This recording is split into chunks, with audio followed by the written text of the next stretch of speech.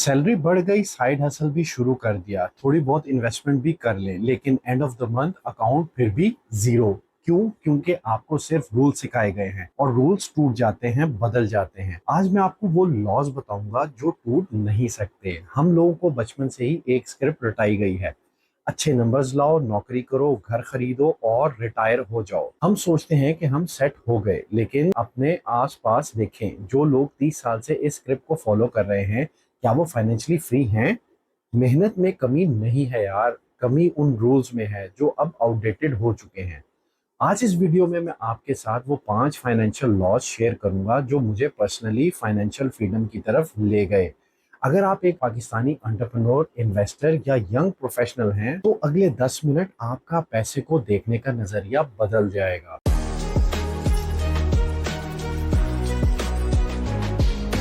Law number 1, wealth कोई number नहीं, एक रेशो है। एक सिंपल सवाल पूछता हूँ, कौन ज्यादा अमीर है? ऑप्शन ए, वो बंदा जो 3 लाख रुपए महीना कमाता है लेकिन 2,80,000 खर्च करता है। ऑप्शन बी, वो बंदा जो 80,000 कमाता है लेकिन 40,000 खर्च करता है। लोगों को लगता है ऑप्शन ए अमीर है, बड़ा घर, बड़ी गाड़ी, ब्रांडेड कपड़े, लेकिन फाइनेंशियली ऑप्शन बी ज्यादा पावरफुल पोजीशन में है। क्योंकि वेल्थ वो नहीं जो आप कमाते हो, वेल्थ वो है जो आप अपने पास सेव रखते हो। हम पाकिस्तानीज में एक चीज बहुत कॉमन है, लाइफस्टाइल इन्फ्लेशन। सैलरी बड़ी हुई, नया फोन लिया, बोनस आया, कार अपग्रेड कर ली, शादी हो गई, बड़ा घर लिया, और ये सब करते करते वो गैप जो इनकम और खर्चे के बीच होना चाहिए था वो बंद हो जाता है। मेरे टीचर कहते थे, बेटा ये नहीं पूछते कि कितना कमाते हो, ये पूछते हैं कि कितना सेव करते हो। ये लॉ नंबर 1 है। गैप बनाओ, गैप बढ़ाओ, गैप प्रोटेक्ट करो, बाकी सब उसी गैप पर डिपेंड करता है। लॉ नंबर 2, फालतू चीजें खरीदना बंद करो। सुनो, मैं ये नहीं कह रहा कि जिंदगी एंजॉय मत करो, मैं ये नहीं कह रहा कि कभी कुछ मत खरीदो, मैं ये कह रहा हूँ कि सीक्वेंस मैटर करता है। हम लोग क्या करते हैं, पहले आईफोन फिर इन्वेस्टमेंट, पहले सिविक फिर सेविंग, पहले ब्रांडेड शूज फिर एसेट्स। और अमीर लोग क्या करते हैं, एग्जैक्टली उलट। यार एक चीज आपको याद रखनी चाहिए, आप चीजें पैसे से नहीं खरीदते, आप उन्हें उस वक्त से खरीदते हो जो आपने उस पैसे को कमाने में लगाया। वो 30 लाख की गाड़ी वो सिर्फ 30 लाख नहीं है, वो 4 साल की सेविंग्स है, वो 2 साल की एडिशनल इनकम हो सकती थी। तो पहले क्या खरीदना चाहिए? टाइम, लेवरेज, ऐसी चीजें जो आपका वक्त वापस दें और आपको ज्यादा कमाने में मदद करें। The buyback loop, Pakistani version. Step 1, audit करो, अपना लास्ट 2 हफ्ते का शेड्यूल देखो। जो काम आपको एनर्जी देता है, ग्रीन। जो काम एनर्जी खाता है, रेड। स्टेप नंबर 2, ट्रांसफर करो। जो रेड काम है कोई और कर सकता है, घर की सफाई, driver, accounts, data entry, inbox management, ये सब आपसे चीजें लेते हैं जो सबसे इंपॉर्टेंट है, आपका वक्त और फोकस। और आज के दौर में बहुत सारी चीजें एआई को दे सकते हो, चैट जीपीटी, क्लॉड, यार ये टूल्स हैं, उन्हें यूज करो। स्टेप नंबर 3, फिल करो। जो वक्त आपने बायबैक किया, इन्वेस्ट करो, सेल्स में, स्ट्रेटेजी में, न्यू स्किल्स में, बिजनेस रिलेशनशिप्स में, हायरिंग में। अगर आपने वक्त बायबैक किया है और फिर वही वक्त आप ड्रामास देखने में लगाते हो तो कुछ नहीं होगा। पहले लेवरेज खरीदो, फिर गाड़ी खरीदो। Sequence sequence sequence. अब आते हैं लॉ नंबर 3, मनी मशीन के मालिक बनो। यार एक सिंपल सवाल, अगर आप कल काम करना बंद कर दो, क्या पैसा आता रहेगा? ज्यादातर प्रोफेशनल्स का जवाब है नहीं।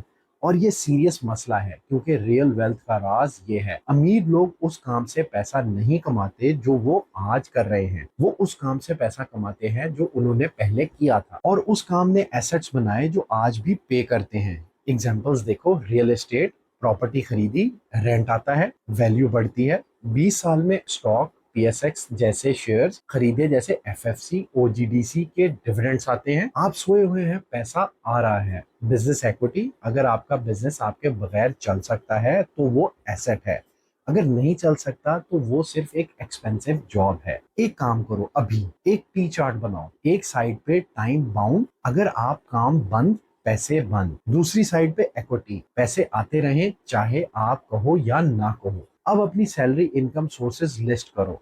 Salary, time bound. बिजनेस जो सिर्फ आपसे चले, time bound. Rental property, equity. Dividend stocks, equity.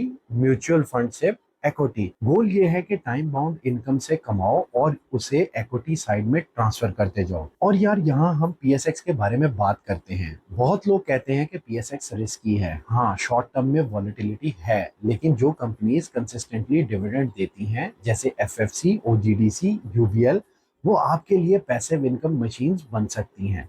मैं अपने चैनल पर इनका एनालिसिस करता रहता हूँ। आप मेरे चैनल पर ये वीडियोस देख सकते हैं। अब आते हैं लॉ नंबर 4, अपना अनफेयर एडवांटेज पहचानो। मैं आपको एक गलती बताता हूँ जो बहुत लोग करते हैं।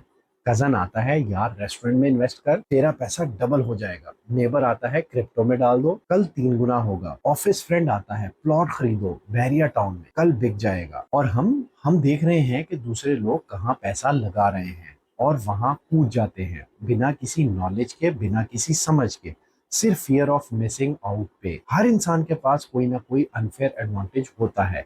आप इंजीनियर हो, आपको मैन्युफैक्चरिंग सेक्टर की समझ है, पीएसएक्स से इंजीनियरिंग कंपनीज एनालाइज करो। आप डॉक्टर हो, हेल्थ केयर सेक्टर्स में अपॉर्चुनिटीज देखो। आप बैंकर हो, फाइनेंशियल स्टॉक्स आपके लिए लो हैंगिंग फ्रूट है। आप रिटेल में हो, एफएमसीजी कंपनीज आपके लिए ट्रांसपेरेंट हैं। वैरेन बफे ने कहा था, invest in what you understand. ये बात हमारे कॉन्टेक्स्ट में और भी ज्यादा ट्रू है, क्योंकि यहाँ इंफॉर्मेशन एसिमेट्री बहुत ज्यादा है। जो आपका सेक्टर है, जहाँ आपका एक्सपीरियंस है, वहाँ आपको एज मिलेगा।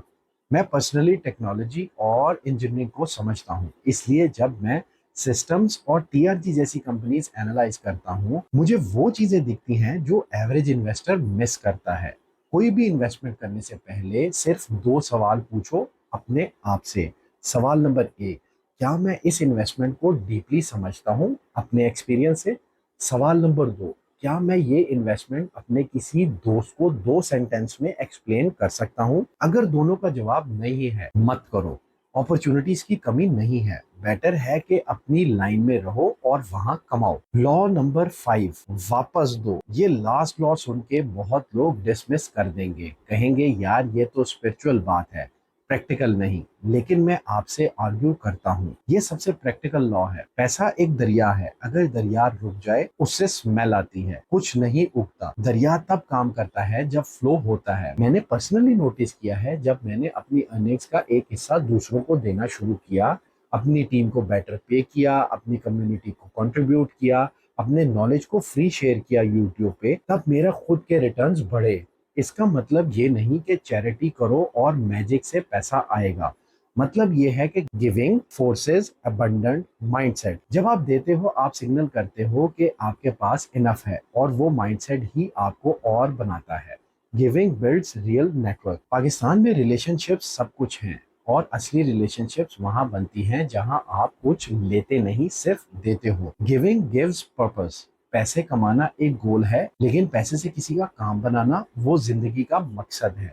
तो ये करो, पहला काम, कोई एक कॉज चुनो जिससे आपका पर्सनल कनेक्शन हो। जिस चीज ने आपको या आपके घर को मुश्किल में डाला हो, वहां लोगों की मदद करने वाली ऑर्गेनाइजेशंस चुनो। दूसरा काम, दोनों वक्त देना शुरू करो। अगर अभी पैसे नहीं है, अपना वक्त दो, अपना नॉलेज दो, अपना एक्सपीरियंस दो। तीसरा काम, स्कार्सिटी माइंडसेट को रीऑर्गेनाइज करो। जब देने में दिल ना करे, वो आपका स्कार्सिटी ब्रेन है, उसे चैलेंज करो। और याद रखो, जो लोग देने का वेट करते हैं कि बहुत ज्यादा हो जाएगा तो दूंगा, वो कभी नहीं देते। तो ये थे 5 कानून जो रूल्स नहीं लॉज हैं। लॉ नंबर 1, वेल्थ रेशो है, इनकम और खर्चे का गैप बढ़ाओ। लॉ नंबर 2, पहले लेवरेज खरीदो, लायबिलिटीज बाद में।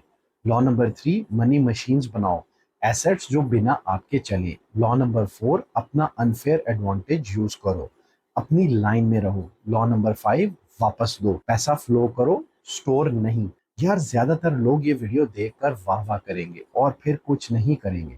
आप वो मत मानो। अभी कमेंट में लिखो, इन्हीं 5 लॉज में से एक जो आपके लिए सबसे पावरफुल थी, बस एक।